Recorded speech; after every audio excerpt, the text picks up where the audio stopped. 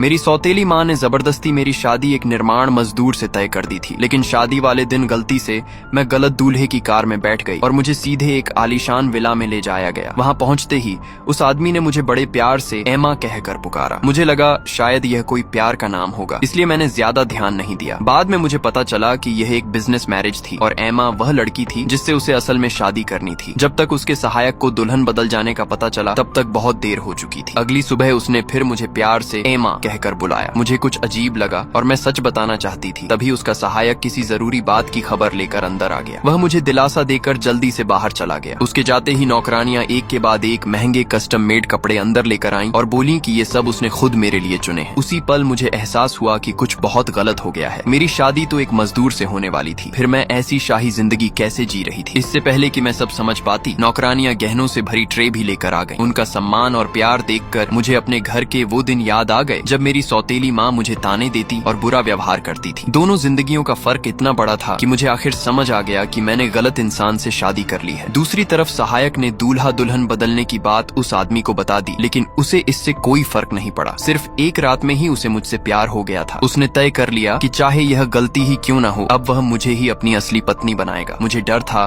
कि सच जानने के बाद वह मुझे वापस भेज देगा, इसलिए मैंने हिम्मत करके उसे सब कुछ बता दिया। लेकिन उसने मुस्कुराकर कहा, तुम चाहे जो भी हो, अब तुम मेरी पत्नी हो। जिंदगी में पहली बार किसी से इतना अपनापन और प्यार पाकर मेरी आंखों से खुशी के आंसू बह निकले। समय बीतता गया और 6 साल बाद हमारा एक प्यारा बेटा हुआ। वह मुझसे बेहद प्यार करता था और चाहे कितना भी व्यस्त क्यों ना हो, हमेशा समय पर घर लौट आता ताकि मेरे और हमारे बेटे के साथ वक्त बिता सके। सब कुछ किसी सपने जैसा था। लेकिन एक दिन मेरे पिता के 60वें जन्मदिन पर अचानक मुझे घर लौटने का संदेश मिला। मैं उस घर में दोबारा कदम नहीं रखना चाहती थी, क्योंकि मेरी शादी वाले दिन मेरे पिता और सौतेली माँ ने मुझे मेरी माँ से मिलने तक नहीं दिया था। पिछले 6 सालों से मैं हर महीने घर पैसे भेजती रही, फिर भी मुझे हमेशा डर रहता था कि कहीं मेरी माँ के साथ बुरा व्यवहार तो नहीं हो रहा। बहुत सोचने के बाद मैंने वापस जाने का फैसला किया, लेकिन मुझे बिल्कुल अंदाजा नहीं था कि मेरी माँ की हालत मेरी कल्पना से भी कहीं ज्यादा खराब हो चुकी होगी।